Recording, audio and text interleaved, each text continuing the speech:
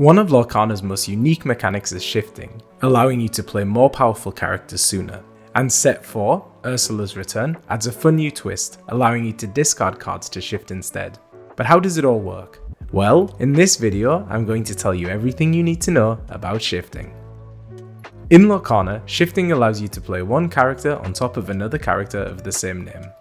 For instance, if you have Mulan, Enemy of Entanglement in play, you could shift Mulan, Elite Archer, on top of her. The ink color of the character doesn't matter, the characters must just have the same name. Doing this allows you to put a character into play for less ink than it would normally cost. Additionally, if the original character's ink is already dry, you can use the shifted character as soon as they're played.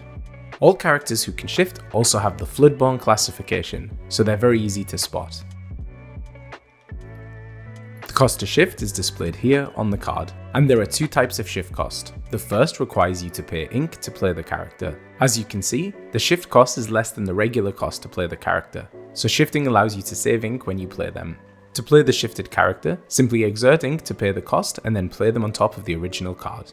Usually, you will play a shifted character on a lower cost character, but it's also perfectly valid to shift onto a character with a higher cost too.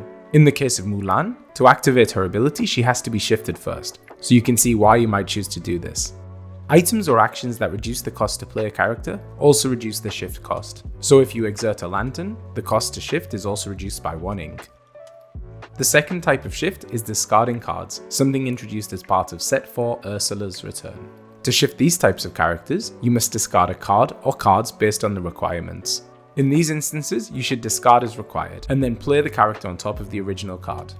So, in order to play Ursula, Eric's bride, on top of Ursula Deceiver, you would need to discard a song card from your hand. And of course, you can choose not to shift a character at all, and instead pay its displayed ink cost to put them into play normally.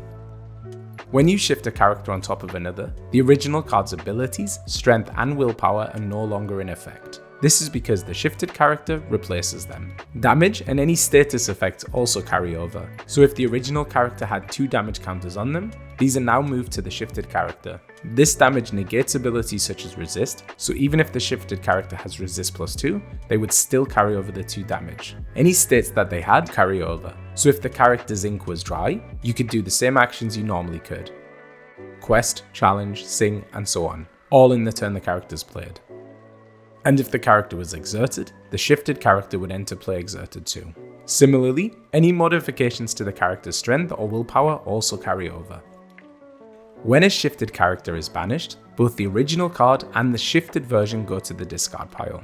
Where there are effects that allow you to return a banished card to your hand, only the shift character is returned. So if you just played Bruno and used his ability to ensure Mulan was returned to your hand when banished, only Mulan Elite Archer would be returned. Mulan, Enemy of Entanglement, would remain in your discard. This is because when cards go to your discard, they become separate again, and so the effect only applies to the shifted character.